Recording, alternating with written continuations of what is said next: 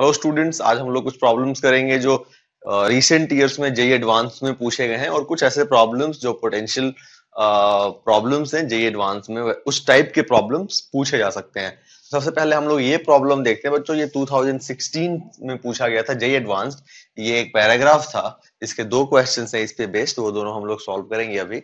यहाँ पे जो इन्फॉर्मेशन है पहले मैं आपको वो बता देता हूँ इन्फॉर्मेशन क्या क्या है। तो ये हमारा एक सिलेंडर है और यहाँ पे दो प्लेट्स हैं, कंडक्टिंग प्लेट्स। ठीक है, मतलब कह सकते हैं कि हमारा ये एक कैपेसिटर की तरह काम कर रहा है। ठीक है, इसके अंदर जो इलेक्ट्रिक फील्ड है वो हमारा जो है as between parallel plate capacitors. इसके अंदर जो इलेक्ट्रिक फील्ड होगी वो हमारा एक पैरेलल प्लेट कैपेसिटर के अंदर जैसे इलेक्ट्रिक फील्ड होती है वैसी ही होगी। और इसको हमने क्या किया, एक हाई वोल्टेज पावर सप्लाई से हमने इसको कनेक्ट किया हुआ है। काफी ज्यादा वोल्टेज है ना। और यहां से हम ये हमारा पॉजिटिव, यहाँ पे जो है बच्चों मैंने अगर इसको माइनस किया तो ये माइनस हो जाएगा और ये हमारा प्लस। ठीक है, तो ये हमारा पॉजिटिव प्लस भी नॉट से और ये माइनस भी नॉट। अब क्या हुआ बच्चों की यहाँ पे हमारा कुछ ऐसे बहुत ही स्मॉल बॉल्स रखे गए हैं। ठीक है, जो कि लाइट वेट है, made of soft material, coated with conducting material, है ना। काफी सॉफ्ट मटेरियल से बने हुए हैं। सॉफ्ट मटेरियल से बने हुए हैं क्योंकि इसलिए कि जब इनका जैसे ये प्लस भी नॉट है, ठीक है, और यहाँ पे हमारा ये जो मटेरियल है वो जो कोटिंग की गई है इस बॉल की, वो कंडक्टिंग मटेरियल से की गई है। तो कंडक्टिंग मटेरियल से कोटिंग की गई है तो क्या करेगा, वो चार्ज अक्वायर करेगा।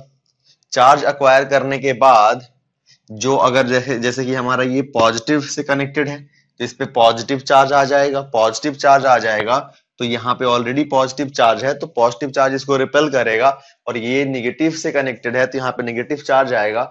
निगेटिव चार्ज आएगा तो बच्चों ये इसको अट्रैक्ट करेगा तो ये बॉल जाएगा इसके पास, तो एक वेलोसिटी से हिट करेगा इसको। तो सॉफ्ट मटेरियल रहेगा तो जब हमारा कॉलिजन होगा तो हमारा अगर मटेरियल सॉफ्ट रहेगा तभी हमारा जो है बाउंस बैक नहीं करेगा। कोएफिशिएंट ऑफ रेस्टिट्यूशन जो है बच्चों 0 है, मतलब इसी से हमारा अटैच हो जाएगा। ठीक है, ऑल राइट। तो यहाँ पे जो है हमें दिया हुआ है कि एक सिलेंडर है, उसके दोनों जो हमारे ये सरफेसेज हैं वो कंडक्टर के बने हुए हैं। एक सरफेस पे कुछ बॉल्स रखा हुआ है ना, small balls, light weight soft material, made up of soft material, coated with conducting material. ठीक है, और इनकी जो रेडियस है वो काफी छोटी है, जो हाइट है इस सिलेंडर की उससे। अभी आपको बोला गया है जो प्रॉब्लम में आपसे ये पूछा गया है कि which one of the following statement is correct. ठीक है, पहला स्टेटमेंट कह रहा है बच्चों कि the balls will execute simple harmonic motion. बच्चों सिंपल हार्मोनिक मोशन ये एग्जीक्यूट करेगा, कब करता, जब ये हमारा डिस्प्लेसमेंट इधर की ओर होता और इस पे फोर्स लगता नीचे की ओर।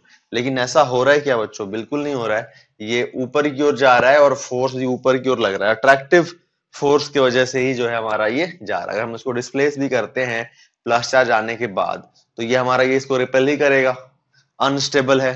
तो सिंपल हार्मोनिक मोशन की तो बात ही नहीं है, सिंपल हार्मोनिक मोशन ये हमारा करेगा ही नहीं। पीरियोडिक फिर भी कर सकता है, सिंपल हार्मोनिक तो उसका कोई सवाल ही नहीं उठता। बी स्टेटमेंट है the balls will bounce back to the bottom plate carrying the same charge they went up with। मतलब कह रहा है कि ये जो बॉल है वो वापस आएगा इसी प्लेट पे और उसी चार्ज के साथ जिस चार्ज के साथ ये गया था। ऐसा होगा क्या बच्चों, ऐसा बिल्कुल नहीं होगा। ये अगर यहाँ पे पॉजिटिव, यहाँ पे प्लस चार्ज है क्योंकि ये हमारा पॉजिटिव टर्मिनल से कनेक्टेड है, यहाँ पे प्लस चार्ज है तो ये प्लस चार्ज अक्वायर करेगा, है ना, प्लस चार्ज अक्वायर करेगा। ठीक है, और कब तक चार्ज अक्वायर करेगा, कब तक चार्ज अक्वायर करेगा, जब तक कि इसकी पोटेंशियल जो है इसके पोटेंशियल के बराबर ना हो जाए। किसके पोटेंशियल, इस कंडक्टिंग प्लेट की पोटेंशियल के बराबर। इस कंडक्टिंग प्लेट की पोटेंशियल क्या है बच्चों, भी नॉट, है ना, भी नॉट। और ये हमारा एक अगर सर्कुलर बॉल है तो इसकी रेडियस क्या होगी, आर, और हम मान लेते हैं कि इस पे क्यू चार्ज आया, किस पे, इस बॉल पे। ठीक है, तो ये हमारा जो यहाँ पे आप देख सकते हैं कि क्यू क्या आ गया हमारा, आर भी नॉट बाई के। तो ये चार्ज यहाँ पे ये अक्वायर करेगा और इस चार्ज से बच्चों ये हमारा ऊपर की ओर जाएगा, ऊपर की ओर जाएगा क्योंकि ये यहाँ पे प्लस चार्ज है, बॉल पे भी प्लस चार्ज है, प्लस प्लस रिपल्सन, ये नेगेटिव चार्ज है, इसको अट्रैक्ट करेगा, ये यहां पहुंच जाएगा, कॉलिजन होगा, कोएफिशिएंट ऑफ रेस्टिट्यूशन 0 है, तो इसके साथ ये अटैच हो जाएगा, ठीक है। और यहां पे क्या होगा, अब ये चार्ज गेन करेगा, ये चार्ज गेन करेगा, अब कितना चार्ज गेन करेगा बच्चों, अब ये चार्ज गेन करेगा माइनस भी नॉट इज इक्वल टू के क्यू बाई आर, और यहाँ पे आर क्या आने वाला है बताइए, यहाँ पे क्यू क्या आने वाला है, तो माइनस आर भी नॉट बाई के। तो यहाँ पे माइनस चार्ज ले लिया, और जब इसकी पोटेंशियल बराबर हो गई तो फर्दर ये कुछ गेन करेगा नहीं, अब ये आने लगेगा वापस। तो बच्चों गया था ये इस चार्ज से, आया था नेगेटिव चार्ज के साथ, तो कहाँ सेम चार्ज है, ऑपोजिट चार्ज है, तो इसको हम लोग लिखेंगे बच्चों कि बी भी नहीं होगा। बात करेंगे सी की, the balls will stick to the top plate and remain there, ऐसा नहीं होगा, the block will stick to the top plate and remain there, यहाँ पे स्टिक किया यहीं पर रहेगा, ऐसा तो बिल्कुल हमने देख लिया कि सेम चार्ज करेगा। तो अब जब प्लस चार्ज था तो निगेटिव वाले ने अट्रैक्ट किया, नेगेटिव चार्ज आ गया, प्लस वाला अट्रैक्ट करना है, इसको नीचे आ जाएगा ये। तो वैसे ही हमने ए बी सी डिस्कार्ड कर दिया, डी तो आंसर होना ही है, पढ़ लेते हैं। The balls will bounce back to the bottom plate carrying the opposite charge they went off with, बिल्कुल सही हमने निकाल रखा है यहाँ पे, return back to the bottom plate opposite charge they went off with, जो चार्ज के साथ गया उसके ऑपोजिट चार्ज के साथ नीचे आएगा, यही हो रहा है। तो बच्चों इसका आंसर हो गया हमारा डी। ऑल राइट, 14 इसी का सेकंड पार्ट जो है वो प्रॉब्लम पढ़ता हूं मैं, उसमें कहता है the average current in the steady state registered by the ammeter in the circuit will be, the average current in the steady state registered by the ammeter in the circuit will be, करते फिर इसको हम लोग, यहां पे बच्चों हम लोगों ने क्यू निकाल रखा है, कितना आया है क्यू,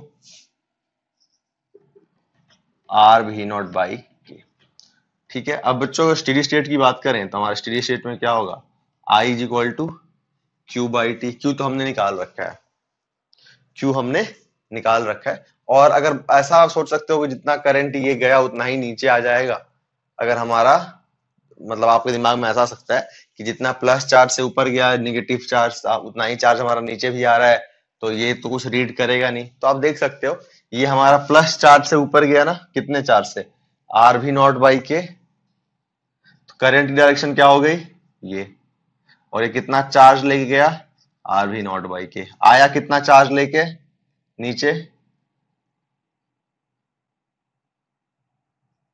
माइनस आर भी नॉट बाई के, करंट देखो नेगेटिव चार्ज इधर फ्लो हो रहा है, यानी करंट ऐसा फ्लो होगा, तो दोनों ही केस में हमारी क्या है बच्चों, करंट की डायरेक्शन तो सेम ही है ना। तो इस तरीके से अब हम लोग क्यू तो हमें मालूम चल गया कि आर भी नॉट बाई के फ्लो होने वाला है, बात करते हैं हम लोग क्यू बाई टी की, इसको मैं लिख देता हूं, इसका भी यूज आने वाला है। क्यू हमारा हो गया बच्चों आर भी नॉट बाई के, टी कैसे करेंगे, as electric field as between parallel plate capacitor, parallel plate capacitor के बीच में इलेक्ट्रिक फील्ड होती है कांस्टेंट, है ना, तो हम लोग मान लेते हैं इलेक्ट्रिक फील्ड ई है। अब बच्चों इसमें ना एग्जैक्ट आपसे करंट पूछा नहीं है, आपसे एग्जैक्ट करंट पूछा नहीं है, करंट जो है ना बस ऐसा आंसर दिया है कि डायरेक्टली प्रोपोर्शनल टू पूछा है, proportional to V naught square, proportional to the potential V naught, zero, proportional to the V naught to the power 1/2। तो आपको एग्जैक्ट नहीं निकालना है, बस आपको ये निकालना है कि वी नॉट के साथ क्या रिलेशन होना है इसका, ठीक है। तो आई इज इक्वल टू हो गया हमारा आर वी नॉट बाई के बाई टी। अब टी निकालते हैं बच्चों, आप देख सकते हो यहां से यहां तक की जो डिस्टेंस है वो एच हो गई, और इलेक्ट्रिक फील्ड होगी हमारी कांस्टेंट, तो फोर्स भी क्या हो जाएगा बच्चों हमारा constant, F is equal to Q E. अगर बात करें हम लोग एक्सेलरेशन की तो कितनी हो जाएगी, वो एक्सेलरेशन हो जाएगी हमारी क्यू ई बाई एम, यहाँ पे एम मैं एक बल्ब कह रहा हूँ, बॉल का मास ले रहा हूँ, ठीक है। तो ये हो गया बच्चों हमारा a equal to Q E by m. अगर हम लोग बात करें न्यूटन्स इक्वेशन ऑफ मोशन, है ना, इस सेकंड इक्वेशन ऑफ मोशन की, तो S is equal to UT plus half A T square, S क्या हो गया बच्चों यहाँ पे एच, u हमारा इनिशियली तो रेस्ट पे था तो 0 हो गया हमारा u, और ये हो गया 1/2 into Q E by M into T का स्क्वायर, है ना। तो अब जो है बच्चों हम लोग इसको सॉल्व कर लेते हैं। तो ये कितना हो जाएगा हमारा बताइए, 2mh, ठीक है, upon Q E, 2mh upon Q E is equal to T का स्क्वायर, स्क्वायर हटाऊंगा ये आ गया बच्चों रूट। तो टी आप देख सकते हैं कितना हो गया, है ना, इसको हमें टी से डिवाइड भी करना है। तो टी हमारा कितना आ गया, root under 2mh by Q E. अब बच्चों आप क्यू को क्या लिख सकते हैं बताएं, आप क्यू को क्या लिख सकते हो, आप क्यू को लिख सकते हो, सॉरी क्यू तो हमने निकाल ही लिया है, ई की बात कर रहा हूं मैं। ई को आप लोग क्या लिख सकते हो, तो यहां से यहां तक का जो आप पोटेंशियल डिफरेंस देखें, यहां से यहां तक का जो पोटेंशियल डिफरेंस देखे वो क्या है, 2v0, है ना। और अगर इलेक्ट्रिक फील्ड कांस्टेंट है तो हम लोग इलेक्ट्रिक फील्ड को क्या लिख सकते हैं बच्चों, E is equal to V by D लिख सकते हैं ना। इलेक्ट्रिक फील्ड कांस्टेंट है तो E is equal to minus D V by D R वाले फॉर्मूले से। तो यहां से हमारा पोटेंशियल डिफरेंस जो है बच्चों, यहाँ पे डेल्टा भी लिखोगे तो ज्यादा अच्छा लगेगा, डेल्टा भी, तो डेल्टा भी कितना है हमारा 2v0। तो E की वैल्यू मैं यहाँ पे पुट कर देता हूं, तो कितना हो गया बच्चों, तो हमारा T आ गया, T आ गया हमारा root under 2mh upon Q, Q का वैल्यू मैं पुट कर ही देता हूं, तो R V naught by K T, sorry R V naught by K है ना, क्यू तो R V naught by K, है ना, इंटू ई, और ई हमारा कितना हो गया, वी नॉट बाई एच। तो ये एच तो हमारा ऊपर चला गया, एच का स्क्वायर हो गया, और ये हमारा नीचे क्या बच गया, के भी आ गया ऊपर, और ये हमारा नीचे बच गया आर वी नॉट स्क्वायर। तो बच्चों टाइम आ चुका है हमारा कितना, अब एक आप चीज देख सकते हो, यहाँ पे हमें जब पूछा गया है कि भी नॉट के साथ कैसा रिलेशन है, तो हम लोग क्यों एम एच और आर के बारे में डिस्कस करेंगे, सब कांस्टेंट ही है, एम कांस्टेंट है, एच कांस्टेंट है, आर कांस्टेंट है। हटाओ इसको, सीधा भी नॉट के टर्म्स में लिखो, इन पूरे को कैपिटल के लिख लो, है ना, ये स्मॉल के है, आप पूरे को कैपिटल के लिख लो या फिर के डैश लिख लो और भी नॉट को लिखो, बाकी सब क्यों लिखना। तो हम लोग डायरेक्टली यहाँ पे लिख देते हैं बच्चों, कितना आ गया हमारा के डैश इंटू के डैश, और हमारा नीचे में कि देखो क्या हो गया हमारा भी नॉट, भी नॉट का स्क्वायर, रूट में से बाहर निकल क्या बच जाएगा हमारा भी नॉट। और बाकी इनको मैंने जो है ये 2mh स्क्वायर आर के, इन सबको मैंने एक कांस्टेंट ले लिया के डैश, ठीक है। तो टी आ गया बच्चों हमारा K dash by V naught. All right, तो अब हम क्या करने वाले हैं, इस टी की वैल्यू यहां पुट कर देते हैं। तो कितना हो गया बताइए, आर वी नॉट अपॉन के इंटू के डैश बाई वी नॉट। तो ये वी नॉट हमारे यहां से आके हो गया स्क्वायर। अब देख लीजिए आई क्या आ गया बच्चों, ये हमारा आर, और नीचे में जो के स्क्वायर है वो भी तो हमारा कांस्टेंट ही है ना, के इंटू के डैश जो है, के इंटू के डैश, के स्क्वायर नहीं, के इंटू के डैश, आर बाई के इंटू के डैश, ये भी हमारा एक कांस्टेंट ही है ना। तो हमारा डायरेक्ट आई किसके प्रोपोर्शनल आ गया, जी नॉट स्क्वायर के। अब आप यहाँ पे ये भी कर सकते हो कि जैसे एन, यहाँ पे जो अब एक बॉल तो है नहीं, बहुत सारे बॉल्स हैं, है ना। तो जैसे मान लो लेट्स से एन बॉल्स हैं, तो एन बॉल होंगे तो क्या हो गया बच्चों, यहाँ पे जो हमारा ये क्यू है वो एन क्यू हो जाएगा। टाइम तो उतना ही लगेगा ना, जितना एक बॉल को जाने लगता है तो बाकी सारे बल्ब बॉल को जाने में उतना ही टाइम लगेगा, तो टाइम तो हमारा सब सेम ही रहेगा बच्चों। लेकिन अगर हम बात करें क्यू की, तो क्यू हमारा जो है बढ़ जाएगी, एन टाइम्स हो जाएगी अगर एन बल्ब है तो, है ना। तो हमारा यहाँ पे एक और एन आ जाएगा लेट्स से, है ना। लेकिन हमारा जो आंसर ऑप्शन देख लेते हैं हम लोग, तो हमारा उसमें भी नॉट के रेस्पेक्ट में बात किया गया है, तो आंसर हमारा क्या आ गया बच्चों, I is directly proportional to भी नॉट का स्क्वायर, और जो कि हमारा ऑप्शन है ए। तो इसका हमारा ऑप्शन ए करेक्ट हो गया। तो आप देख सकते हैं 2016 जे एडवांस का प्रॉब्लम है, ये दो दो क्वेश्चन इसी पैराग्राफ पे बेस्ड था, तो काफी ही सिंपल प्रॉब्लम है ना। चलिए हम लोग आगे कुछ प्रॉब्लम करेंगे इसमें।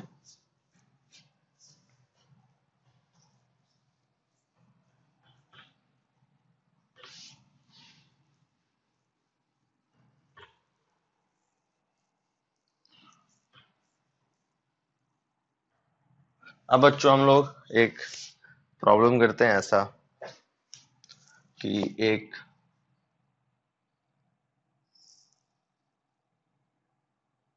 हमारा एक हेमिस्फेयर है, ठीक है, और पूछा गया इसके सेंटर पे बताएं आप इलेक्ट्रिक फील्ड की वैल्यू क्या होगी, है ना, और इसकी सरफेस चार्ज डेंसिटी जो है वो सिग्मा दिया हुआ है। हेमिस्फेरिकल कप है ना, मतलब अंदर कुछ नहीं है, बस इसके सरफेस पे चार्ज है, और हमारा कितना चार्ज है बच्चों, सिग्मा। सरफेस चार्ज डेंसिटी दी हुई है हमें सिग्मा, ठीक है। या फिर अगर हमें क्यू दिया होता तो हम क्यू बाई 2 पाई r² करते तो हमें सिग्मा निकल जाता। तो अब हमें निकालना है इस O पॉइंट पे, O हमारा सेंटर है इस हेमिस्फेरिकल कप की, तो हमें इस O पॉइंट पे बच्चों निकालना है इलेक्ट्रिक फील्ड, ठीक है। कैसे निकालेंगे देखिए, इंटीग्रेशन तो करना पड़ेगा हमें, है ना, क्योंकि वेरिएबल चार्ज डिस्ट्रीब्यूशन है। तो यहां पे क्या करता हूं बच्चों मैं, थीटा, है ना, एक मैंने क्या किया कि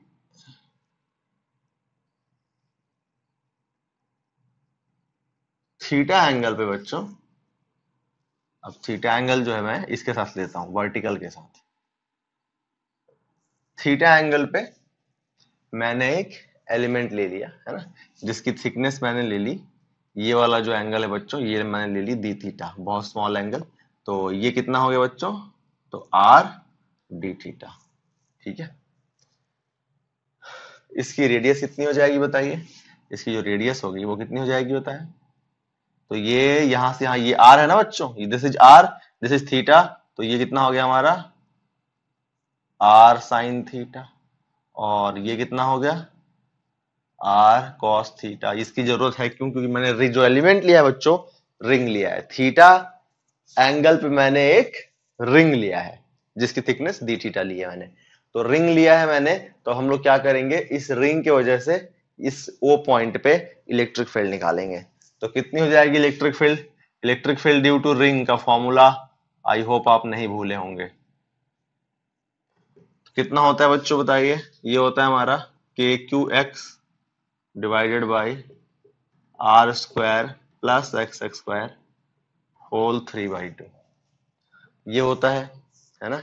जहां पे हमारा x होता है एक्सियल पॉइंट पे जो डिस्टेंस होती है सेंटर से वो, है ना, एक्सियल पॉइंट की जो सेंटर डिस्टेंस होती है वो, r क्या होता है रेडियस ऑफ द रिंग, और x क्या होता था हमारा, बता ही दिया आपको क्या होता है। अब इन सब सारे वैल्यूज को हम लोग पुट करते हैं, ठीक है। तो dE क्या हो जाएगा, तो बच्चों dE जो है वो हो जाएगा हमारा, सबसे पहले हमें dQ चाहिए उसके लिए, तो dQ क्या हो जाएगा बच्चों, तो dQ हो जाएगा हमारा सिग्मा इंटू DA, और हमारा सिग्मा DA कितना हो गया बताएं, तो बच्चों DA हो गया हमारा 2 पाई r साइन थीटा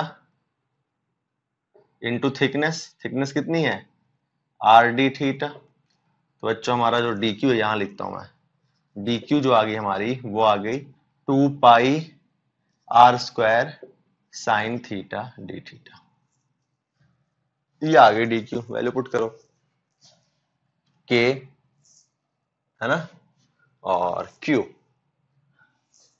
सिग्मा छोड़ दिया, K इंटू क्यू, तो sigma 2 pi r² sign theta D theta. X क्या है, एक्स क्या होता है एक्सियल पॉइंट पे जो डिस्टेंस है ना, एक्सियल पॉइंट जो पॉइंट है उसकी डिस्टेंस सेंटर से, तो इस रिंग के सेंटर से क्या डिस्टेंस, इसकी आर कॉस थीटा, तो यहाँ पे लिखें आप इसको, तो 2 pi sigma into 2 pi r² into sine theta D theta into R cos theta divided by r², यानी r² sine square theta, radius क्या है इसकी आर साइन थीटा है ना बच्चों, तो r² sine square theta plus r² cos square theta, x क्या है r कॉस थीटा का पावर होल 3/2।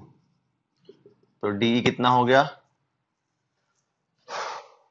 d हो गया बच्चों हमारा k sigma 2 pi r² sine theta cos theta D theta divided by, ये देखें आप r² कॉमन ले लीजिए, तो sine square theta plus cos square theta की वैल्यू क्या हो जाएगी 1 हो जाएगी, तो हमारा यहाँ पे आर स्क्वायर बच जाएगा बस, और आर स्क्वायर का पावर होल 3/2।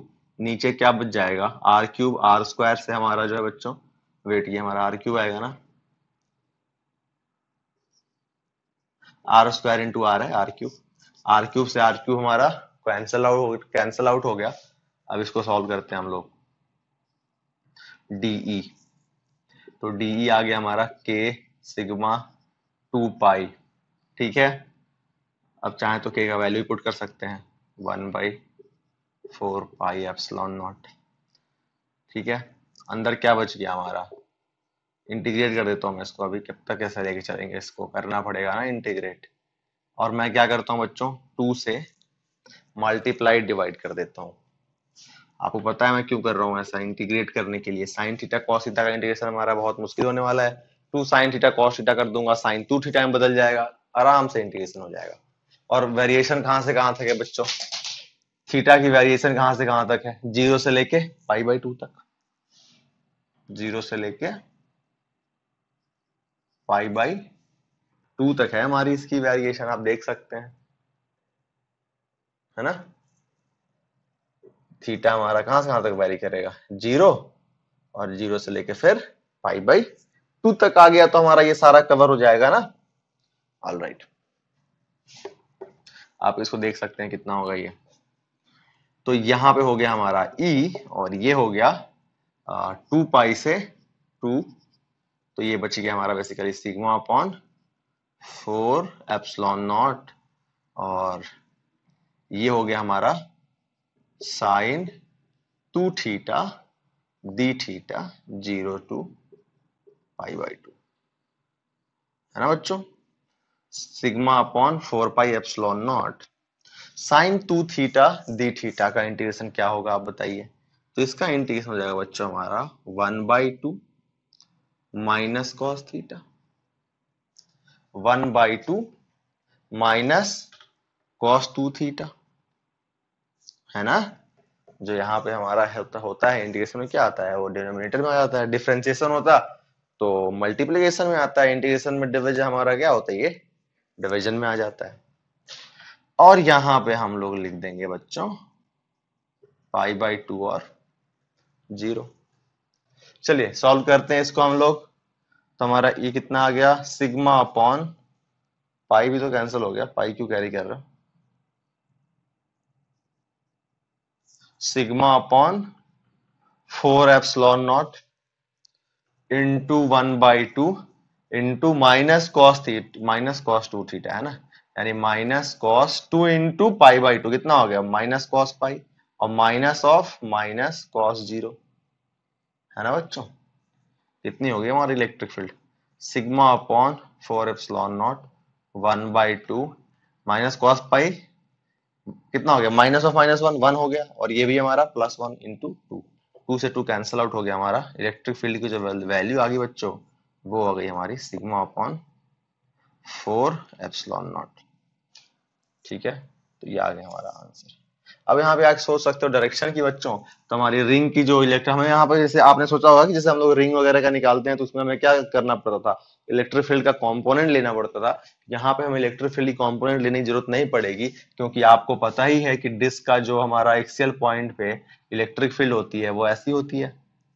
तो ये डिस्क हो या फिर एक यहाँ डिस्क बने उसका भी यही होगा, एक यहाँ डिस्क बने उसका भी इलेक्ट्रिक फील्ड ऐसा ही होगा, है ना। तो जितने सारे डिस्क आप बनाओगे सबकी इलेक्ट्रिक फील्ड क्या होगी बच्चों, ऐसी होगी। तो सबको सिंपली क्या करना है, हमें ऐड करना है। जैसे लेट्स से ऐसा होता, किसी एक का ऐसा आता, किसी एक का ऐसा आता, वैसे केस में क्या करते हैं हम, E1 cos theta plus E2 cos theta, इनका हम कंपोनेंट लेते हैं, cos थीटा लेते हैं, फिर इसको इंटीग्रेट करते हैं। लेकिन इनमें सबकी डायरेक्शन सेम है, तो हमें किसी का कंपोनेंट लेने की जरूरत नहीं पड़ी, सीधा हमने डीई लिख के इंटीग्रेट कर दिया इसको। तो हमारी ये आगे बच्चों एक हेमिस्फेयर की वजह से इलेक्ट्रिक फील्ड की वैल्यू इस डायरेक्शन में सिग्मा अपॉन 4 एप्सिलॉन नॉट। ठीक है, तो ये हो गया हमारा एक हेमिस्फेयर की वजह से उसके सेंटर पे इलेक्ट्रिक फील्ड का वैल्यू। और कुछ प्रॉब्लम्स करते हैं।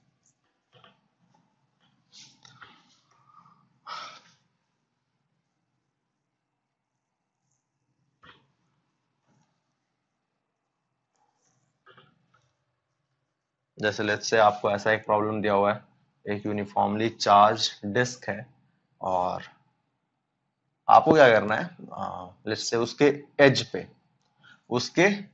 एज पे आपको निकालनी है इलेक्ट्रिक फील्ड। ठीक है, यहाँ पे आपको electric field, sorry electric potential आपको निकालनी है इस पॉइंट पे। तो आप कैसे निकालेंगे? तो बच्चों इसके लिए हमें एक बड़ा सिंपल सा टेक्निक है, उसका यूज करते हैं हम लोग। एक ऐसा एलिमेंट लेते हैं बच्चों हम लोग, यहाँ ना दो वेरिएबल आएंगे और दोनों वेरिएबल को हम लोग साइमल्टेनियसली इंटीग्रेट करके आंसर निकालने वाले हैं। तो हमने क्या किया बच्चों कि यहाँ पे एक ऐसा एलिमेंट लिया थीटा एंगल पे और इससे x डिस्टेंस दूर एक dx थिकनेस का एक एलिमेंट ले लिया। ठीक है, x डिस्टेंस दूर हमने एक ऐसा एलिमेंट ले लिया यहाँ पे।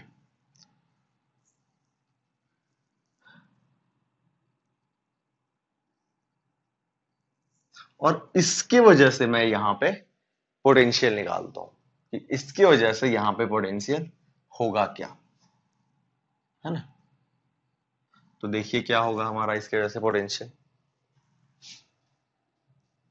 के डी भी लिख देता हूं मैं यहाँ पे, तो के into D Q upon x, right. और इसकी जो बच्चों सरफेस चार्ज डेंसिटी है वो लेफ्ट से आपको सिग्मा दी हुई है ना। अगर क्यू दी हुई तो Q by pi R square कर लेंगे। इसकी रेडियस ले लीजिए आप आर, कैपिटल आर। तो क्यू दिया सिग्मा, अगर हमें क्यू दिया होगा तो हम Q by pi R square ले लेंगे, हमारा सिग्मा निकल जाएगा।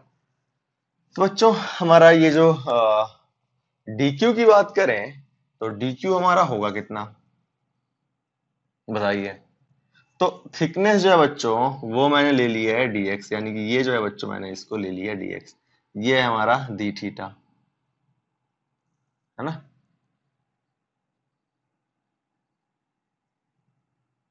This is D theta, alright. और ये हो गया हमारा dx। ठीक है, तो इसको मैं क्या लिख देता हूं, इस dq को, है ना, इस dq को लिख देता हूं मैं। अब देखें आप, अगर ये हमारा यहां से यहां तक dx हो गया, ये थिकनेस की अगर बात करूं मैं तो कितना हो जाएगा बताइए, x d थीटा नहीं हो जाएगा। यहां से यहां तक x है और ये d थीटा है, तो ये हमारा कितना हो जाएगा x d थीटा।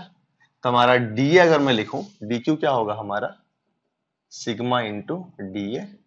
तो सिग्मा और डी ए क्या हो गया dx into x D theta. देखा, दो आ गया ना, दो वेरिएबल आ गया ना। तो ये हो गया बेसिकली बच्चों हमारा सिग्मा dx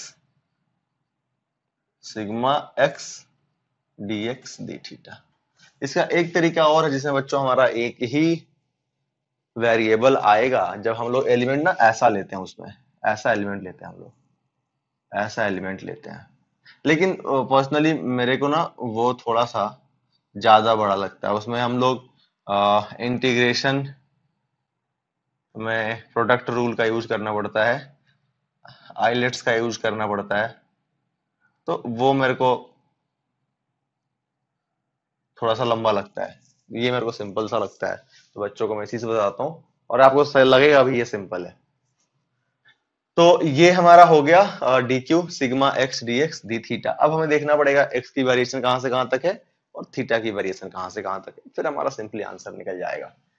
चलिए, तो अब जो बच्चों हम लोग डीवी की वैल्यू पुट करते हैं, तो डीवी क्या हो गया हमारा के sigma x D x D theta by x, है ना, sigma x D x D theta by x. तो एक्स एक्स तो हमारा कैंसल आउट हो गया, तो डीवी हमारा क्या आ गया के sigma D x D theta, right. अब बच्चों अगर हम यहाँ पे देखें तो हमें इंटीग्रेट करना पड़ेगा इसको। तो जब हम इसको इंटीग्रेट करेंगे तो यहाँ पे हमारे लिए एक बहुत सिंपल सा चीज है कि जब हम इसको इंटीग्रेट करेंगे तो ये हमारा हो गया भी के सिग्मा कांस्टेंट है, ले लिया बाहर, और हम जो है बच्चों यहाँ पे जो डी थीटा है उसको यहाँ पे लिख देते हैं, ठीक है। और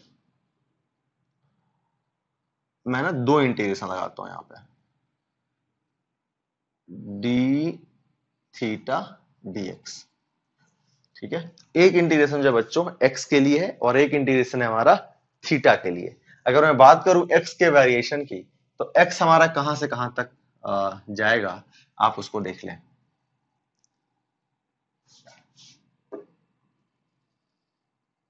देखो बच्चों, ये थीटा है तो ये भी क्या होगा, थीटा। तो ये हमारा यहां से यहां तक r है, तो अगर मैं एक परपेंडिकुलर डाल दूं इस पे, तो ये कितना हो जाएगा r, तो ये हमारा कितना हो गया r cos थीटा, और ये यहां से यहां तक कितना हो गया बच्चों, r cos थीटा। यानी हमारा जो x है वो कहां से कहां तक वेरी कर रहा है, 0 से लेके 2r cos थीटा। जब हमारा थीटा यहाँ पे है, अगर आप थीटा 0 ले लोगे तो ये जीएस 0 से लेके हमारा 2r तक वेरी कर जाएगा, और वहां जाएगा जब थीटा 0 पुट करोगे तो 2r cos थीटा हमारा 2r बन जाएगा, है ना। तो बेसिकली आप यहाँ पे जो है x का वेरिएशन, जब थीटा हमारा वेरिएबल है तब तक आप x का वेरिएशन ले सकते हो ऐसा, 0 से लेके 2r cos थीटा। और फिर आप जो है बच्चों थीटा का देख सकते हैं वेरिएशन। तो थीटा का जो हमारा वेरिएशन है वो आप देख लीजिए कहां से कहां तक जाएगा। ये पूरा स्ट्रेट हो सकता है और ये नीचे ही पूरा स्ट्रेट हो सकता है, मतलब अगर हम बात करें तो ये -π/2 से लेके +π/2 तक, है ना। यहाँ ऐसा हो सकता है और ये ऐसा हो सकता है, तो हमारा सारा कवर हो जाएगा ना पूरा। जितना ये हमारा ये बेसिकली डिस्क जो है पूरा चार्ज है, तो हमारा पूरा चार्ज कवर हो जाएगा ना। अगर हम -π/2 से +π/2 लेते तो यहाँ से स्टार्ट करें और यहाँ तक चले जाए, -π/2 से +π/2 तक हम लोग लेते हैं थीटा का वेरिएशन।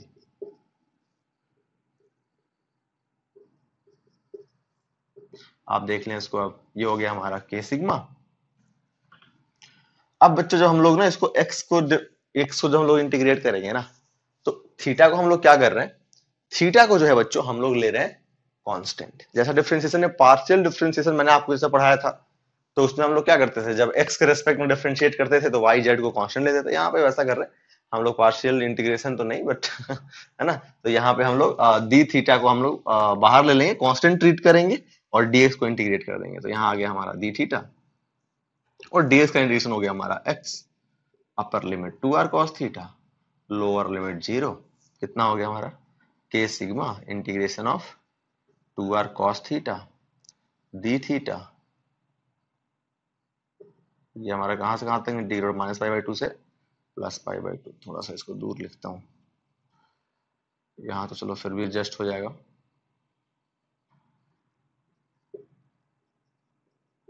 है ना। इधर लिख देता हूं मैं, तो v is equal to k sigma 2r cos theta D theta -π/2 +π/2। v is equal to k sigma into 2r cos theta D theta का इंटीग्रेशन हो गया बच्चों sin theta π/2 -π/2। v is equal to k sigma into 2r into, बताएं क्या होगा हमारा sin theta π/2 minus of sin -π/2, 1 minus of -1 +1, direct लिखता हूं मैं 2। तो कितना आ गया हमारा बच्चों, भी आ गया हमारा इतना 4, के की वैल्यू पुट कर देता हूं मैं, तो 1/4πε0, है ना, ठीक है। और यहाँ पे क्या आ गया बच्चा हमारा r और सिग्मा, है ना। और हाँ ठीक है, तो 4 से 4 कैंसिल आउट हो गया हमारा, और भी कितना आ गया सिग्मा r/πε0,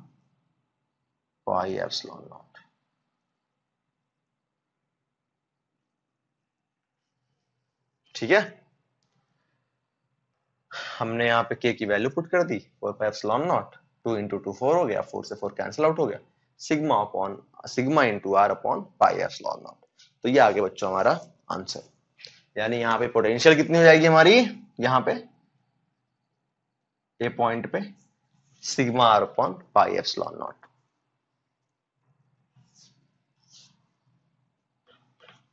और कुछ प्रॉब्लम्स करते हैं हम लोग।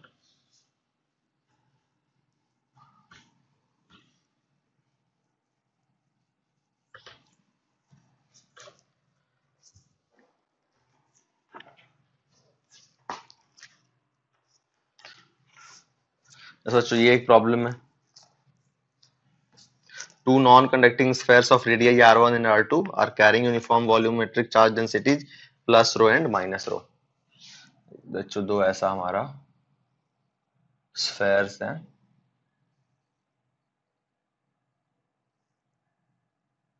r1 ρ1 r2 ρ2 sorry rho and minus rho है। ये प्रॉब्लम पूछा गया है बच्चों 2013 जेई एडवांस्ड में।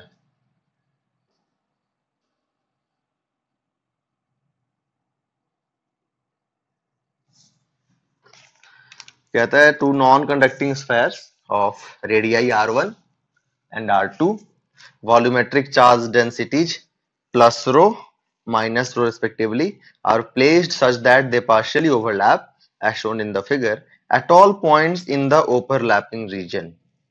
at all points in the overlapping region है ना। अब ऑप्शंस दिए हुए हैं और आई थिंक ये मल्टीपल करेक्ट है। हाँ, वन और मोर करेक्ट ऑप्शंस। तो पहला स्टेटमेंट पढ़ता हूं बच्चों। पहला स्टेटमेंट कहता है the electrostatic field is zero. The electrostatic field is zero. कहां पे? जो ओवरलैपिंग एरिया है इसमें इसमें इलेक्ट्रिक फील्ड जीरो कह रही है। क्या लगता है आपको होगा क्या इलेक्ट्रिक फील्ड जीरो? बताइए। The electrostatic field is zero पहला है। करते। तो बच्चों हम लोग क्या करेंगे, एक रैंडम पॉइंट ले लीजिए। आप कोई भी एक रैंडम पॉइंट ले लो। यहाँ पे एक रैंडम पॉइंट ले लीजिए। लेट्स से आपने इसको आप ले लो O1, इसको ले लो आप O2 और इस पॉइंट को आप ले ले बच्चों ए ले लेते हैं। आप ए ले लेते हैं, ठीक है। इस पॉइंट को ए लिख लिया मैंने। अब आप बताइए कि पहले आप इस स्फेयर की वजह से यहाँ पे आप बताएं मुझे कि क्या होगा इलेक्ट्रिक फील्ड। तो बच्चों हमने पढ़ा हुआ है इलेक्ट्रिक फील्ड का फॉर्मूला, वो हमारा इसका डायरेक्शन ऐसा होगा,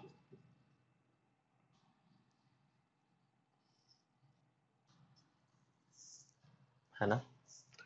पढ़ा था ना हमने, electric field inside a solid sphere, non conducting solid sphere. ये हमारा जो बच्चों नॉन कंडक्टिंग सॉलिड स्फेयर्स है, ठीक है ना। तो हमने क्या पढ़ा था इलेक्ट्रिक फील्ड का फॉर्मूला? हमने ये पढ़ा था K Q R upon are cube, right. ये पढ़ा था ना। तो अब इसको हमने एक और पढ़ा था बच्चों, हमने एक और पढ़ा था। वो क्या था?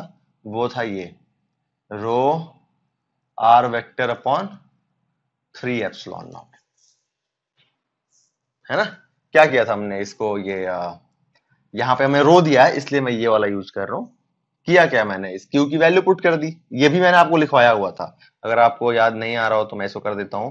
मैंने क्या किया, 4/3 pi are cube into rho into r upon are cube, है ना। और के की वैल्यू पुट कर लेते हैं। यहाँ पे के को हटा के नीचे लिख देता हूं मैं क्या, 4 पाई एप्सिलॉन नॉट। तो 4 पाई से 4 पाई कैंसिल हो गया, आर क्यूब से आर क्यूब कैंसिल हो गया। आप देख रहे हैं आ गया ना, रो आर अपॉन ये 3 नीचे आएगा 3 एप्सिलॉन नॉट। तो ये हो गया बच्चों हमारा rho r vector upon 3 epsilon naught. और आर वेक्टर के अलॉन्ग हमारी इलेक्ट्रिक फील्ड होती थी। तो ये O1 की वजह से तो इतना हो गया, है ना। इसको मैं लिख देता हूँ बच्चों E1। और O2 का देखें आप, तो O2 की वजह से कैसा हो जाएगा, ऐसा।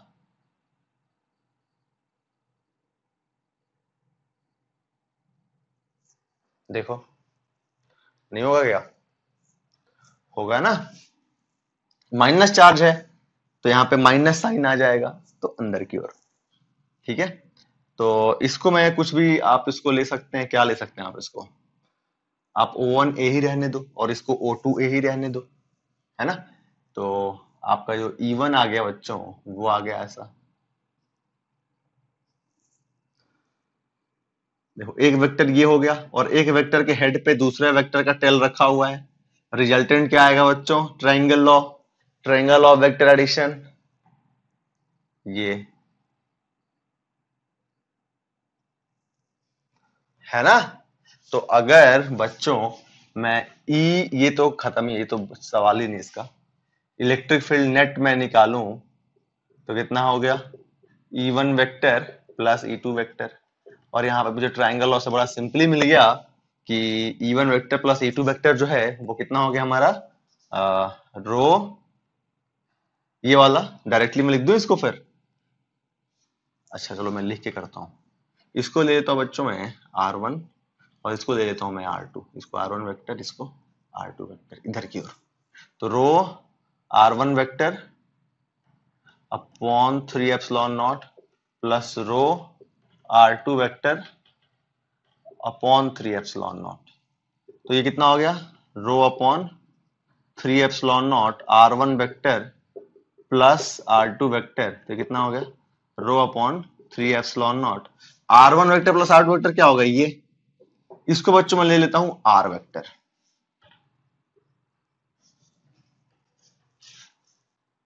ठीक है। ये क्या हो गया, R वेक्टर। तो इलेक्ट्रिक फील्ड की वैल्यू आ गई हमारी रो R vector upon 3 epsilon not. चलिए बाकी ऑप्शंस पढ़ते हैं। The electrostatic potential is constant, नहीं इलेक्ट्रिक फील्ड जीरो नहीं है, इलेक्ट्रोस्टैटिक पोटेंशियल कांस्टेंट होने का सवाल ही नहीं। अगर इलेक्ट्रिक फील्ड जीरो होती तो हम कह सकते थे कि हाँ इलेक्ट्रिक पोटेंशियल कांस्टेंट होगा, लेकिन इलेक्ट्रिक फील्ड जीरो नहीं है तो ना ए होगा ना बी होगा। सी डी की बात करते हैं। The electrostatic field is constant in magnitude, the electrostatic field has same direction. Okay, through out, तो बच्चों थ्रू आउट इज ओवरलैपिंग। अगर हम लोग एक दूसरा पॉइंट ले लेते हैं और वहां पे देखते हैं इलेक्ट्रिक फील्ड की वैल्यू। बच्चों अगर हम यहाँ पे मैंने एक यहाँ पे पॉइंट ले लिया, लेट्स से बी ले लिया, और यहाँ पे क्या किया मैंने, इलेक्ट्रिक फील्ड इसकी वजह से कैसा हो जाएगा, ये हो जाएगा, और इसकी वजह से इलेक्ट्रिक फील्ड कैसे हो जाएगी, ऐसी, और इसकी वजह से होगी ऐसी। तो ये देखिए एक वेक्टर और एक वेक्टर के हेड पे दूसरा वेक्टर, इसका इन दोनों का रिजल्टेंट भी क्या आएगा, यही आएगा। मतलब अगर मैंने यहां भी पॉइंट लिया तो भी सेम रिजल्ट आएगा, यहां भी पॉइंट लूं तो यही आ जाएगा, यहां भी पॉइंट लूं तो यही आ जाएगा। मतलब सी ऑप्शन बिल्कुल सही है कि electrostatic field is constant in magnitude and the electric field has same direction, बिल्कुल सेम डायरेक्शन है, आर वेक्टर। कहीं भी पॉइंट लूं तो यही आएगा हमारा। तो बच्चों इसका आंसर हो गया सी एंड डी। कितना सिंपल प्रॉब्लम था ना। हमें क्या करना था, ये इस वाले फॉर्मूले का यूज करना था, है ना, k Q R upon r cube या फिर rho r square upon 3 epsilon naught, जो भी आपको याद था। इन दोनों में से कोई भी अगर आपको एक याद है तो आप इसका रिजल्ट निकाल सकते हैं काफी आसान तरीके से। 2013 जे एडवांस का प्रॉब्लम था मल्टी करेक्ट। चलिए और आगे कुछ प्रॉब्लम्स करेंगे हम लोग। इसको मिटाता हूं मैं, दूसरा प्रॉब्लम करते हैं।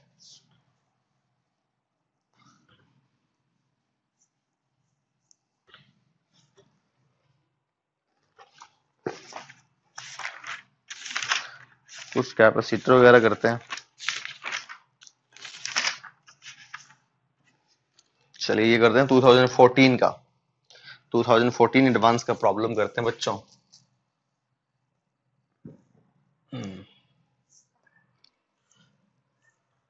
A parallel plate capacitor has a dielectric slab of dielectric constant K between its plate that covers 1/3 of the area of its plates. ये बच्चों हमारा 1/3 एरिया कवर कर रहा है ना, इतने में डाइलेक्ट्रिक है और 2/3 में नहीं है। The total capacitance of the capacitor is C. The total capacitance of the capacitor is C. ठीक है ना। While that of the portion with dielectric in between is C1. Capacitance of dielectric ये है बच्चों C1.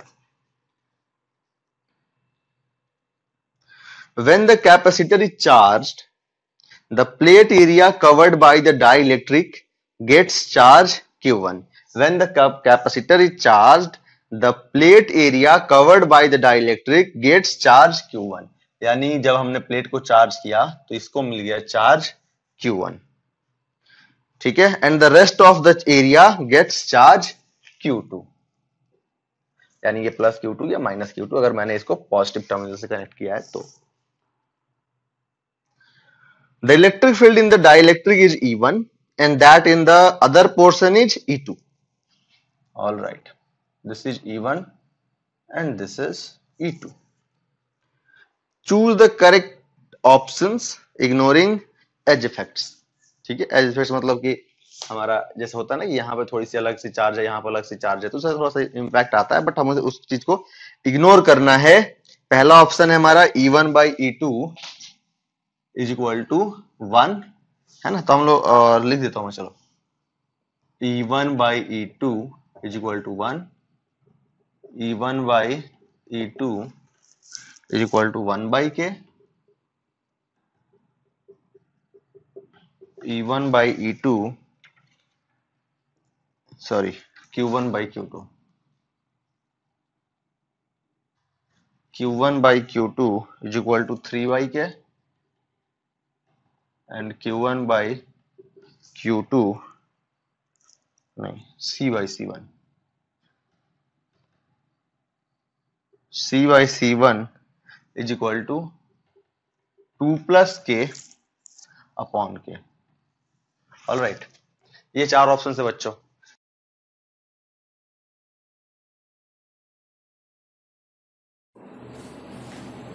E1 E2 है ना, तो बताइए अगर हमारा यहाँ पे हमें E1 और E2 का रिलेशन निकालना है ना, तो कितना होगा। तो बच्चों यहाँ पे हम लोग ऑप्शन देखें तो E1 E2 है, तो सबसे पहले हम लोग E1 E2 को ही सॉल्व करते हैं। तो जैसे बच्चों हमने चार्ज Q1 Q2 आया होगा, इसको हमने एक बैटरी लगा के चार्ज किया है, लेट्स से भी, तो इन दोनों का पोटेंशियल सेम होगा, मतलब ये वाला जो कैपेसिटर है और जो ये वाला कैपेसिटर है, इन दोनों के अबाउट पोटेंशियल सेम होगा। तो हमारा E1 को हम लोग क्या लिख सकते हैं बच्चों, V by D, कंडक्टर है ना, तो जो पोटेंशियल यहाँ पे वही पोटेंशियल यहाँ पे, जो पोटेंशियल वहां पे यहाँ पे वही पोटेंशियल यहाँ पे, पोटेंशियल डिफरेंस सेम रहेगा। तो E1 is equal to V by D और E2 is equal to V by D, divide कर दिया, ये हमारा सही हो गया, है ना, और ये गलत हो गया। बाकी अब Q1 Q2 का देखते हैं, मल्टी करेक्ट है ये। तो अगर बच्चों हम Q1 और Q2 के लिए देखें तो Q1 Q2 निकालने के लिए हमें C1 C2 निकालना पड़ेगा, है ना, हमें भी पता ही है, फिर C1 भी कर लेंगे तो Q1 निकल जाएगा, C2 भी कर लेंगे, C2 बच्चों मैं इसको ले रहा हूं, और C2 भी कर लेंगे तो हमारा Q2 निकल जाएगा। C1 निकालिए, फिर C1 हमारा डाइलेक्ट्रिक वाला है, कितना हो जाएगा, K A by 3 epsilon naught by D, है ना, तो ये आ गया हमारा C1। C2 क्या होगा बच्चों, 2A by 3 epsilon naught by D, right. तो अब हमें क्या चाहिए, Q1 Q2 चाहिए ना, तो V से मल्टीप्लाई कर देते हैं दोनों तरफ, तो ये क्या हो गया आपका Q1 और ये क्या हो गया Q2, डिवाइड कर दीजिए, तो A epsilon naught by 3D और A epsilon naught by 3D कितना आ गया, Q1 by Q2 K by 2। Option है क्या, नहीं है, तो ये हमारा नहीं होगा। अब जो बच्चों नेक्स्ट देखते हैं,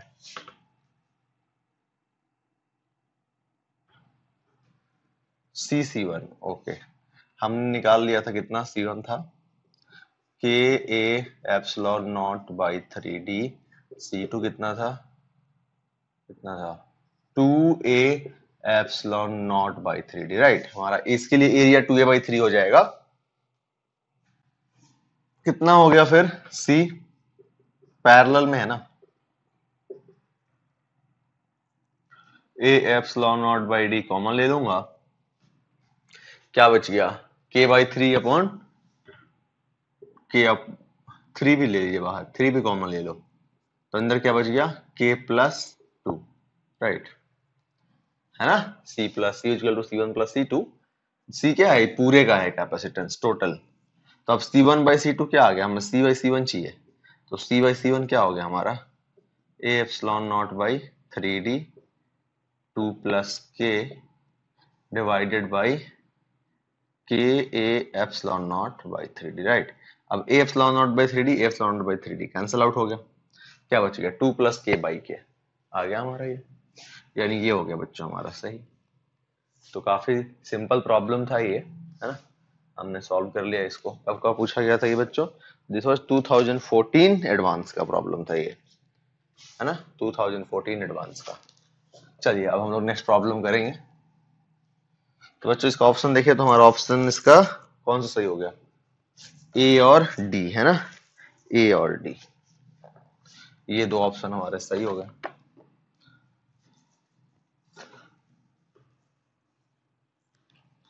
आगे कुछ प्रॉब्लम करते हैं बच्चों। तो यहाँ पे हमारा एक दूसरा प्रॉब्लम है। In the circuit shown in the figure there are two parallel plate capacitors. ठीक है, बनाता हूँ मैं यहाँ पे। तो पहले तो यहाँ पे एक बैटरी हो गई 2v0 की, यहाँ पे एक प्लेट हो गया कैपेसिटर, पैरेलल प्लेट कैपेसिटर्स, और यहाँ पे भी एक पैरेलल प्लेट कैपेसिटर है, और फिर यहाँ पे है एक बैटरी। तीन स्विच है बच्चों, एक स्विच तो है यहाँ पे,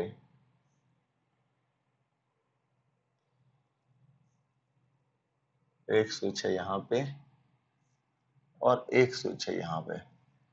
ये 2v0, इन दोनों का पोटेंशियल सेम है, सॉरी कैपेसिटेंस दोनों का सेम है, ठीक है ना।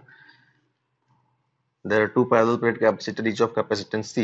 The switch S1 is placed, ये हमारा S1 है, ये है हमारा S2, और ये है बच्चों S3।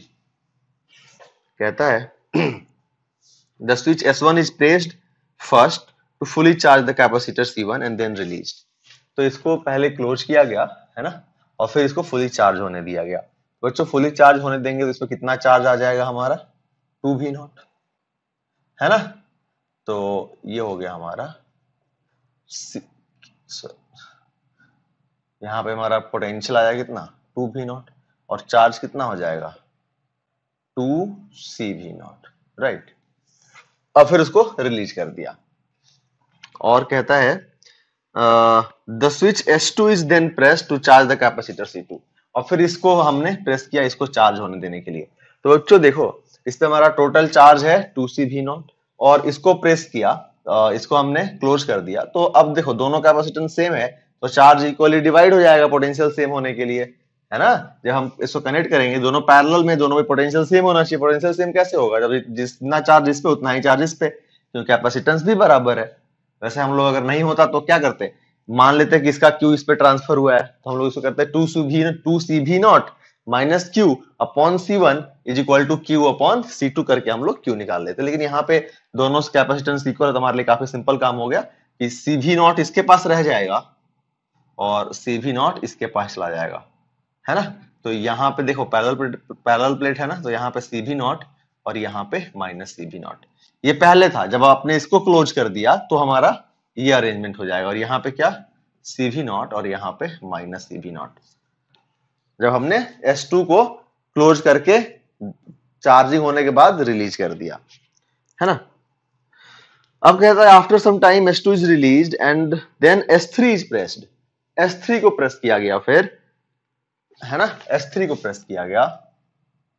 अब क्या होगा आप बताइए बच्चों? जब S3 को प्रेस किया जाएगा तो ये देखिए, ये है इसका पॉजिटिव टर्मिनल, और इसका पोटेंशियल है बच्चों V0, इसका पोटेंशियल है हमारा V0। तो ये अब क्या करेगा? इसको पॉजिटिव चार्ज सप्लाई करेगा, है ना। तो फाइनली ये माइनस cv0 बदल जाएगा हमारा प्लस cv0 में, और ये हो जाएगा हमारा माइनस cv0, है ना, क्योंकि अपोजिट पोलैरिटी के बैटरी के साथ कनेक्ट किया ना, ठीक है। अब हम आंसर करते हैं। तो कहता है the charge on the multi, correct है यही बच्चों। पहला हमारा है the charge on the upper plate of C1 is 2cv0, है ना, नहीं है। 2cv0 हमारा पहले था, लेकिन बाद में, मतलब जब हमारा ये कब पूछ रहा है ये सब कुछ कि द एस, मतलब हमारा ये फाइनल जो हमने किया ना S3 को प्रेस करके, हमने जो है क्या किया लास्ट में, हमने क्या किया है कि S3 इज प्रेस्ड, है ना। जब हमने S3 को क्लोज कर दिया, मतलब S2 को क्लोज करके ओपन कर दिया और लास्ट में हमने S3 को क्लोज कर दिया, तो उसके बाद का सिनेरियो पूछ रही है बच्चों। तो S3 हमारा क्या हो गया, फिर S3 को क्लोज करने के बाद हमारा हमने देखा कि यहाँ पे CV0 आ गया, यहाँ पे -CV0, और ये तो हमारा ओपन है, तो इससे कोई चार्ज वर्ज जो पहले था हमारा S2 को क्लोज करने के बाद जो डिस्ट्रीब्यूशन हुआ था चार्ज का वही रहेगा। तो यहाँ पे ऊपर में +CV0, नीचे -CV0, और ये कहता है the charge on the upper plate of C1 is 2CV0, नहीं CV0 होगा। ये कहता है हमारा the charge on the upper plate of C1 is CV0, बिल्कुल सही। तो हमारा बच्चों बी हो गया एक, तो बी का जो ऑप्शन कह रहा है कि the charge on the upper plate of C1 is CV0, CV0 है। सी कहता है the charge on the upper plate of C2 is 0, the charge on the upper plate of C2 is 0, नहीं -CV0 है। D कहता है the charge on the upper plate of C2 is -CV0, बिल्कुल सही। तो बच्चों हमारा ऑप्शन हो गया B and D, the charge on the upper plate of C2 is -CV0। तो काफी सिंपल है ना। देखा आपने, हमें पेन मतलब कुछ लिखना ही नहीं पड़ा, बस ऐसे ही हो गया हमारा सॉल्व। और मल्टी करेक्ट वाला क्वेश्चन था, मतलब मार्क्स ज्यादा होंगे इसके। चलिए नेक्स्ट प्रॉब्लम करते हैं बच्चों हम लोग, एक कैपेसिटर का ही और करते हैं। सिमिलर प्रॉब्लम मैंने आपको इलस्ट्रेशन में कराया था, स्टिल मैं करा देता हूं इसको भी।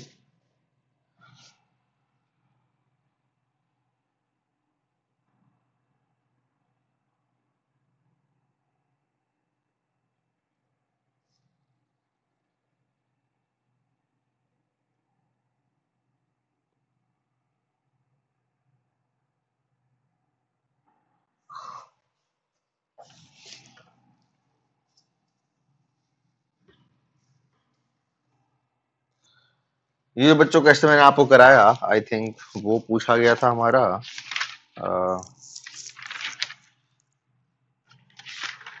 कहाँ गया,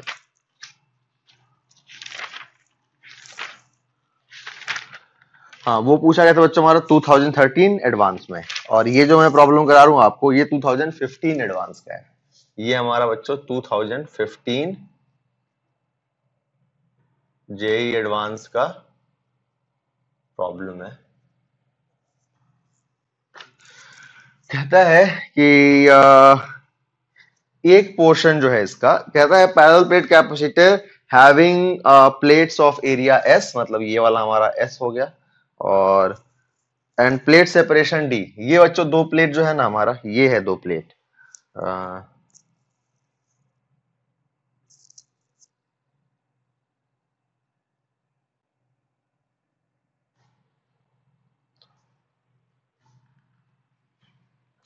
ये है बच्चों हमारा एक प्लेट ये है और एक प्लेट ये है, एक ये वाला और एक ये वाला, और इनके बीच का जो सेपरेशन है दैट इज D, है ना। तो कह रहा है a parallel plate capacitor having plates of area S end plate separation D has capacitance C1 in air, है ना। जब इनके बीच एयर है तो हमारा C1 कितना हो जाएगा फिर इस हिसाब से, S epsilon naught by D।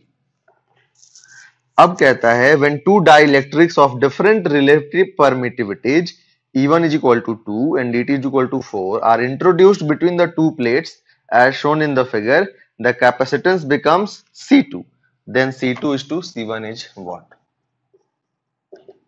All right, कैसा है बच्चों हमारा, इसको इस तरीके से किया गया है।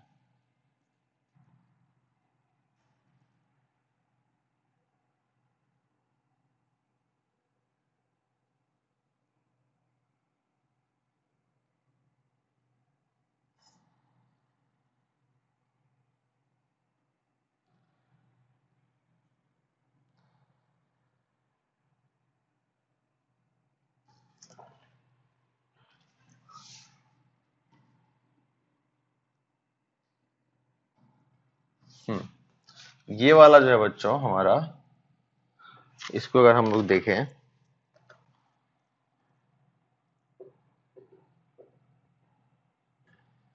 ना, तो एक हमारा ये हो गया। तो ये वाला जो पोर्शन है इसको दिया गया है E2, है ना, E2 जिसकी वैल्यू है 4, इसको दिया हुआ है बच्चों E2 जिसकी वैल्यू है 4, बाकी सबको दिया हुआ है E1 जिसकी वैल्यू है 2, ठीक है ना। E1 की वैल्यू जो है बच्चों 2 है। अब C2 निकालिए आप, है ना। तो काफी सिंपल है हमारा, आप इधर कनेक्ट कर, ऐसे दिया हुआ है यहाँ पे जो है हमारा बच्चों, यहाँ पे हमारा बैटरी कनेक्ट करने के लिए दिया हुआ है।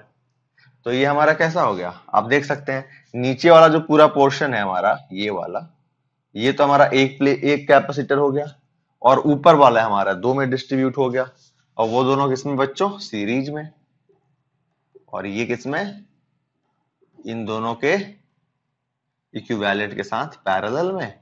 सॉल्व कर लेंगे, आंसर आ जाएगा। तो इसका कितना हो जाएगा बच्चों कैपेसिटेंस इस वाले का, लेट्स से इसको मैं कह लेता हूं C3, है ना, और इसको आप कह लीजिए C4, इसको कह लीजिए आप C5। ऑलराइट, तो C3 कितना हो जाएगा बच्चों, C3 हो जाएगा आपका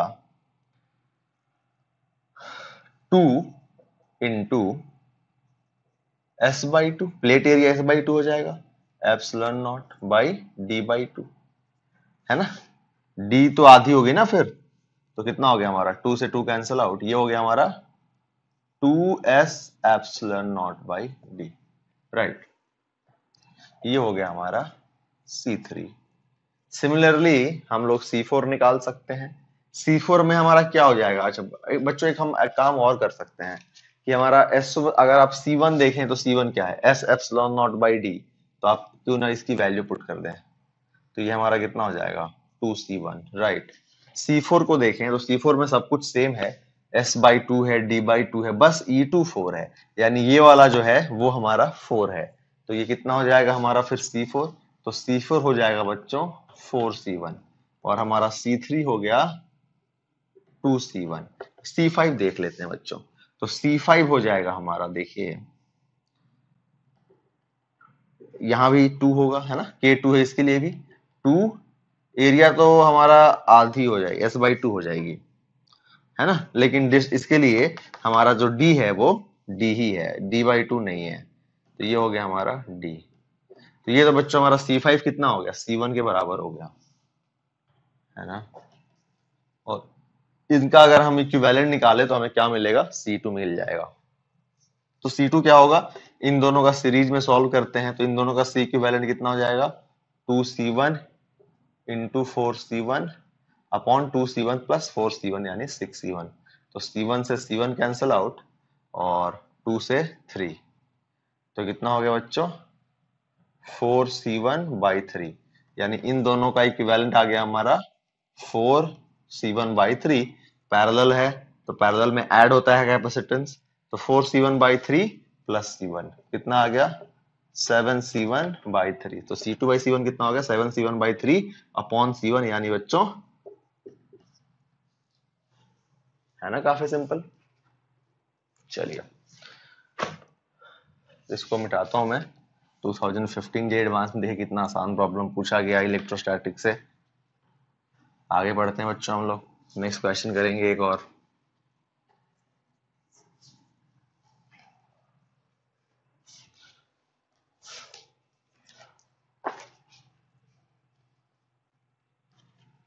अब जो है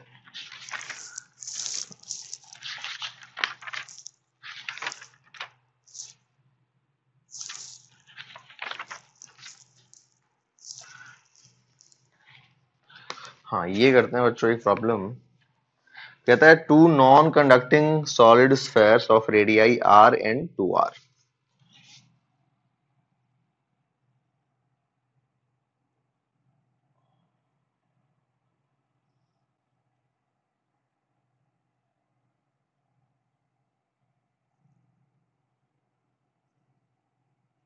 Two non-conducting solid sphere of radii r and 2r having uniform volume charge densities ρ1 and ρ2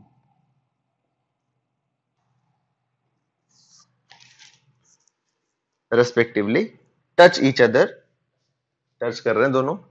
The net electric field at a distance 2r from the center of the smaller sphere, the net electric field at a distance 2r from the center of the smaller sphere along the line joining the center of the spheres is 0। मतलब इस line के along 2r distance कहां से, smaller sphere के centre से, तो बच्चों 2r distance इधर होगा, और एक 2r डिस्टेंस इधर भी हो सकता है, नहीं हो सकता है क्या? हो सकता है ना। यहाँ पे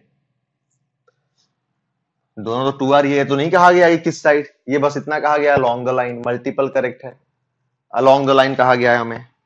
तो अब जो है बच्चों, इसको हम लोग कह लेते हैं पॉइंट ए और इसको पॉइंट बी, और हम लोग क्या करेंगे, पॉइंट ए पे इलेक्ट्रिक फील्ड। अब इसमें हमें कह रहा है कि the net electric field at a distance 2r from the centre of the smaller sphere along the line joining the centre of the sphere is 0। ठीक है, net electric field at these 2 point are 0, then ratio of rho 1 is to rho 2। चलिए, तो बच्चों अगर हम लोग यहाँ पे देखें तो इलेक्ट्रिक फील्ड क्या हो जाएगी इसकी वजह से, इसको मैं स्फेयर 1 ले लेता हूं, इसको स्फेयर 2, तो E1 कितनी हो जाएगी बताइए? E1 हो जाएगी हमारी के क्यू अपॉन 2r का स्क्वायर यानी 4r स्क्वायर। अब के क्यू को हम लोग क्या करेंगे, ये रो 1 के टर्म्स में लिख लेंगे, है ना। तो k इंटू क्यू, क्यू कितना हो गया हमारा 4/3 पाई r क्यूब इंटू रो 1 अपॉन 4r स्क्वायर। ठीक है बच्चों, अब बताइए E2 कितना होगा? E2 हो जाएगा हमारा k, इसको आप लिख लें Q1, ठीक है ना, k Q2 अपॉन डिस्टेंस कितना होगा इससे, इसके सेंटर से बच्चों, यहां से यहां तक 2r, ये r 3r और फिर यहां से 2r 5r, k Q2 by 5r का स्क्वायर यानी k इंटू 4/3 पाई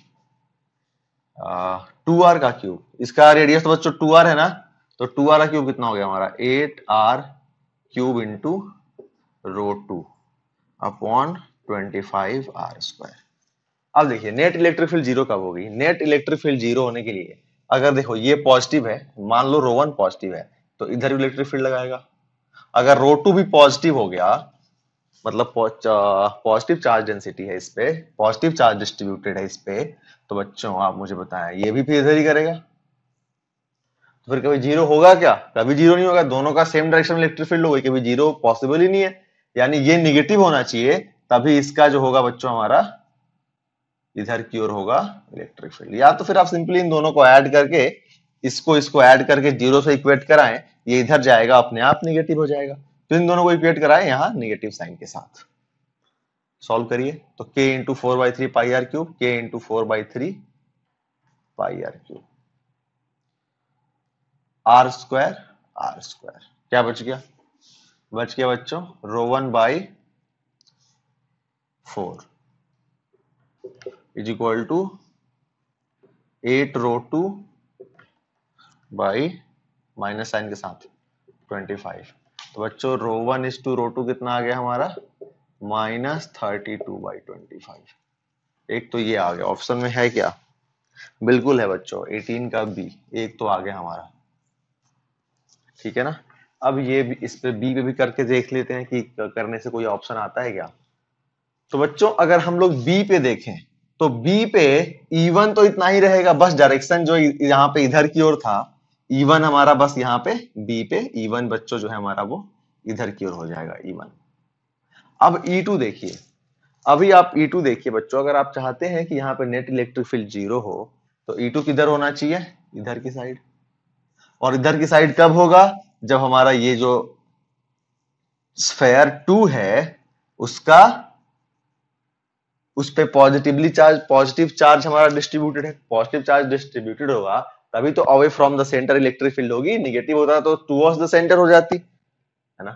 तो यहाँ पे बच्चों क्या है हमारा कि हम लोग यहाँ पे माइनस साइन साथ जो लिखा था वो माइनस साइन के साथ नहीं लिखेंगे, क्योंकि हमने देख लिया कि ये हमारा पॉजिटिव चार्ज होना चाहिए, तो E1 तो इतना ही रहेगा जो ये आया था हमारा, है ना। E2 निकाल लीजिए, तो E2 कितना हो जाएगा बच्चों, E2 हमने जस्ट अभी एक प्रॉब्लम किया था, तो उसमें हमने क्या देखा था formula, rho r upon 3 epsilon naught, तो यहाँ पे रो क्या है, रो 2, और इससे कितना दूर है बच्चों, r दूर है ना, इससे कितना दूर है सेंटर से, r दूर है, तो रो 2 r अपॉन 3 एप्सिलॉन नॉट, और इसको इक्वेट करा देते हैं, तुरंत आंसर आ जाएगा। चलिए सॉल्व करिए, इसको यहाँ से लिख लेते हैं फिर हम लोग, के की वैल्यू पुट कर लेता हूं मैं, है ना, के की मैं वैल्यू पुट कर लेता हूं 1/4πε0, 1 तो क्यों लिख रहा हूं मैं, और 3 को मैं 4/3 का जो है ना 3 नीचे लेके आ रहा हूं मैं, इंटू पाई आर का क्यूब, ठीक है। और आप देख सकते हैं कि हमारा ये रो 1 आ गया यहाँ पे, और नीचे में हमारा 4r² इंटू 4r², ठीक है ना। मैंने इसको यहाँ पे लिख लिया। अभी आप देख लें बच्चों, तो r² से r³ का r खत्म, और फिर इस r से r खत्म, 4 से 4 खत्म, 3ε0 से 3ε0 खत्म, इधर कुछ बचा नहीं, बस बच गया क्या, रो 2, और इधर क्या बच गया बच्चों, रो 1 और कुछ बचा है क्या, ऊपर में तो कुछ बचा नहीं, नीचे में 4 खत्म हो गया, 3 खत्म, 4 बचा हुआ है, तो रो 1/4। हमें क्या चाहिए, रो 1:2 रो 2 चाहिए था, रो 1/रो 2 चाहिए था, तो रो 1/रो 2 कितना हो जाएगा, इसको रो 2 इधर लेके आइए, 4 को इधर भेज दीजिए, तो 4 इज इक्वल टू रो 1/रो 2 आ गया आंसर। तो बच्चों हमें जो रो 1:रो 2 हो गया है ना, वो आंसर हमारा आ गया, रेशियो ऑफ रो 1:रो 2 4 आ गया, और ये हमारा दिया हुआ है इसमें ऑप्शन डी, तो बी पहले आ गया था और डी, तो ये दोनों हो गए बच्चों हमारे आंसर इसके, ठीक है। और भी कुछ प्रॉब्लम्स हैं, आई थिंक मोस्टली जो 2013 के बाद 2012 के बाद जो क्वेश्चंस पूछे गए मैंने सॉल्व करा दिया आपको, बट स्टिल अभी इसमें काफी सारे प्रॉब्लम्स, इलेक्ट्रोस्टैटिक काफी बड़ा चैप्टर है और काफी क्वेश्चन पूछे जाते हैं इलेक्ट्रोस्टैटिक से, मतलब हर जेईई एडवांस में 2 प्रॉब्लम रहता ही है इसका, तो और आसान से होते हैं, आपने देखा कितने आसान प्रॉब्लम्स है, सारे रिसेंट प्रॉब्लम्स हैं, और है ना, तो आप बाकी जो प्रॉब्लम्स बच गए हैं इसका पीडीएफ मैंने आपको ग्रुप में भेजा था, आप सॉल्व करें, जो भी डाउट आए हम उसको डिस्कस करेंगे। तो बच्चों आज क्लास में बस इतना ही, मिलता है अगले वीडियो लेक्चर में।